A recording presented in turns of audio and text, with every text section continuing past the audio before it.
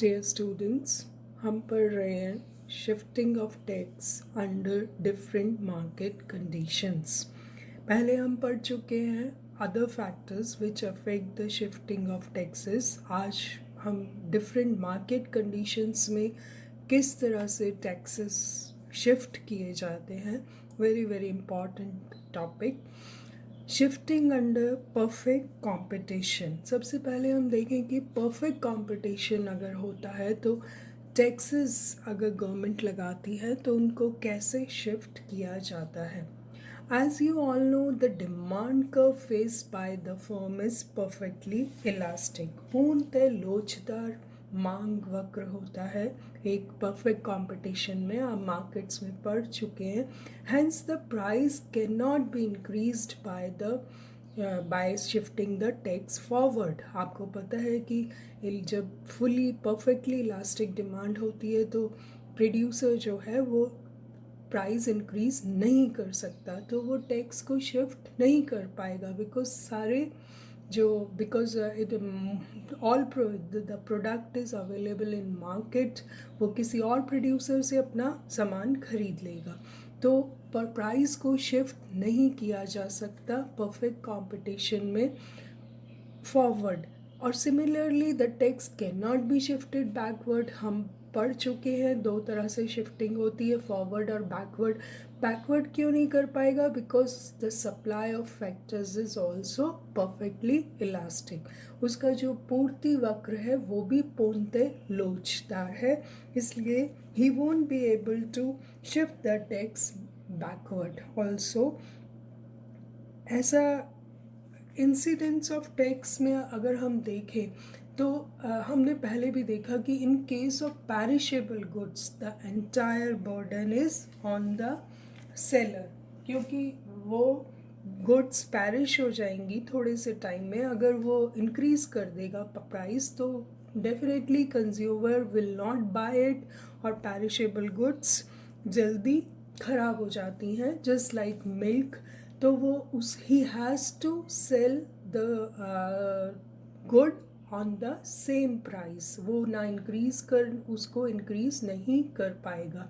तो in that case also the entire burden is on the seller. But in case of durable goods, the tax burden can be shifted to the consumer. How? In the long run, by reducing the supply and thereby raising the price of the commodity.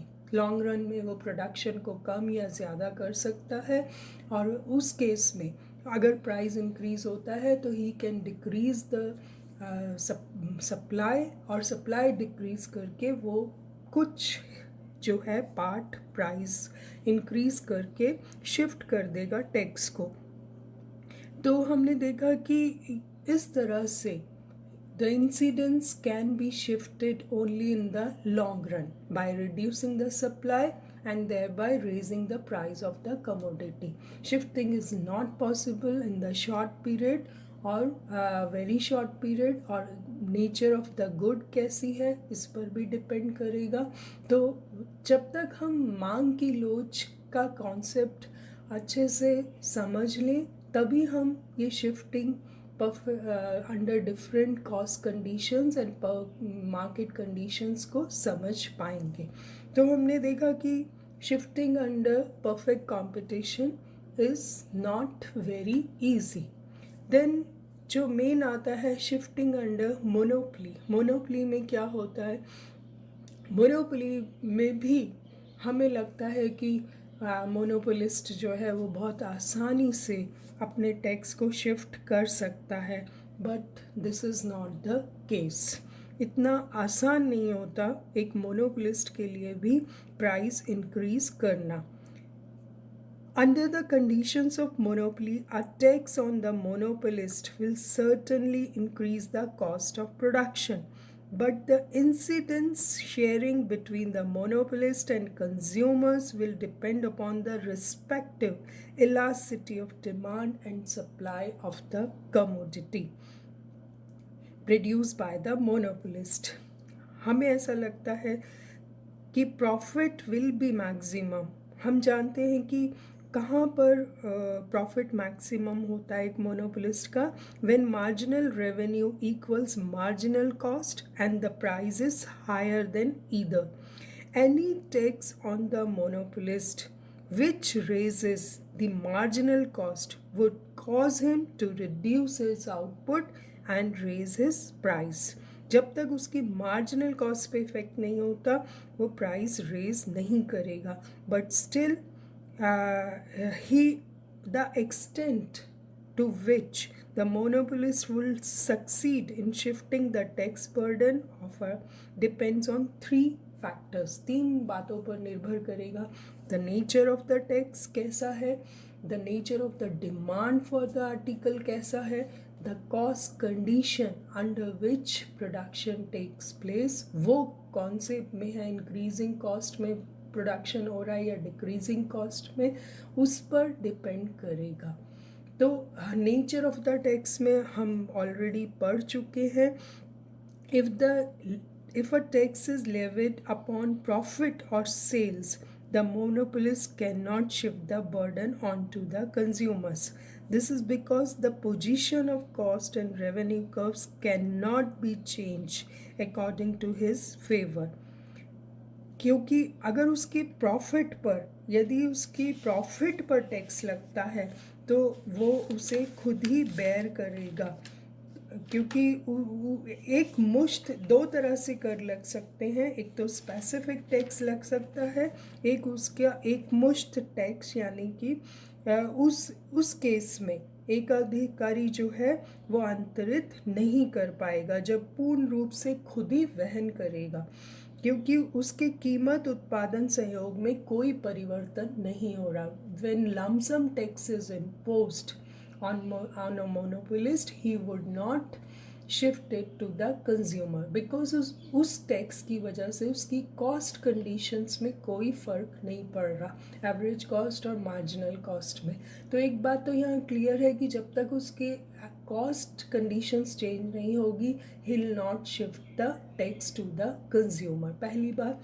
और जब वो एक मुश्त tax यानी कि specific tax, प्रति इकाई tax लगाया जाएगा, तो उससे क्या होगा, उसका सीमांत तथा औसत दोनों लागत वर्ग कर की राशि के बराबर ऊपर को सरक जाएंगे. ऑफकोर्स उसकी कॉस्ट कंडीशंस शिफ्ट हो जाएंगी ऊपर की तरफ, और फिर क्या करेगा, एकाधिकार कीमत कर की पूरी राशि के बराबर नहीं बढ़ती. फिर भी करयुक्त वस्तु की मांग की लोच पर निर्भर करेगा कि वह कर का भार आंशिक रूप से एकाधिकारी तथा आंशिक रूप से क्रेताओं पर वहन करवाने की कोशिश करेगा. तो आपने देखा कि लमसम टैक्स तो mostly paid by himself, but in case of specific tax on पर commodity he will try to shift it to the consumer. और उसमें भी फिर यही डिपेंड करेगा कि नेचर ऑफ टैक्स कैसा है और दूसरा डिमांड फॉर आर्टिकल कैसा है. मान लीजिए if the tax commodities having inelastic demand, the entire burden of the tax will fall on consumers. Same हम इस बात को पढ़ चुके हैं. अगर ऐसा है कि वो डिमांड जो है वो इनइलास्टिक है तो डेफिनेटली कंज्यूमर बेयर करेगा.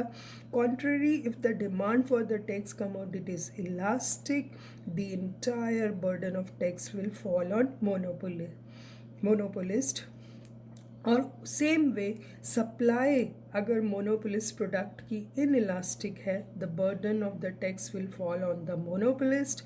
And if the supply is elastic, the entire burden of tax will be on the consumer. तो आप ये सब चीज़ों को थोड़ा सा क्लियर कर ले. On the other hand, if the demand for the monopolist product is more elastic than its supply, अगर हम डिमांड और सप्लाई दोनों को कंपेयर करें तो burden of tax will fall on more on the monopolist than on the consumers. In a situation when demand is less elastic than its supply, the monopolist will bear less burden of tax than the consumer. तो हम देख सकते हैं कि इस तरह से कितना इफ़ेक्ट होता है कि जो मांग की लोच और पूर्ति की लोच है वही डिसाइड करती है कि कितना टैक्स बर्डन किस पर शिफ्ट होगा। तो हमने देख लिया कि दूसरा हमने ये भी देख लिया कि tax can be he can be taxed in three different ways. A tax can be imposed proportionate to output, a tax can be imposed independent of output, or a tax can be imposed which diminish with an increase in output. When the tax is independent of production and is levied on profit, it is difficult to shift. मैंने आपको बता दिया है कि अगर lump sum tax लगता है तो वेरी डिफ़िकल्ट टू, क्योंकि वो उसके प्रॉफिट पे होता है. The output before the levy of tax would have been adjusted to yield the minimum profit. The monopolists may have a greater profit after paying the tax by leaving the price unchanged. And when a tax is imposed in proportion to output, a partial shifting of tax is possible as it increases the marginal cost of the monopolist firm. आप इस बात को याद रखें कि unless जब तक उसकी कॉस्ट कंडीशंस चेंज नहीं होती वो टैक्स को शिफ्ट नहीं करेगा. When the tax diminishes with the increase in output, monopolist क्या करेगा? He will increase his output and reduce the price of the commodity produced by him. In this case, the monopolist will bear the entire burden of the tax. तो हमने देखा it is not that easy to shift the tax even in case of monopoly. उसको भी डर है कि अगर ऐसा वो करेगा तो कंज्यूमर्स उसको उसके प्रोडक्ट को बाय नहीं करेंगे. When the tax is on profit, difficult to shift, he is afraid of the competitive element and the threat from government is always there. आप जानते हैं कि गवर्नमेंट की तरफ से हमेशा से ही मेजर्स लिए जाते हैं ताकि मोनोपोलिस्ट मनमाने तरीके से प्राइजेस को इंक्रीज नहीं कर सके. तो any definite conclusion can be arrived at in the matter of shifting of tax under monopoly conditions बहुत मुश्किल है, cannot be arrived, because the reason is that perfect monopoly is a very rare phenomena. Moreover, the monopolist usually will not change the theoretical monopoly price. The monopolist will always fix a price lower than this level owing to the threat of government intervention or emergence of competitive element. तो आज हमने ये complete कर लिया. अब हम कल shifting under monopolist competition and shifting under different cost conditions को डिस्कस करेंगे. Thank you so much.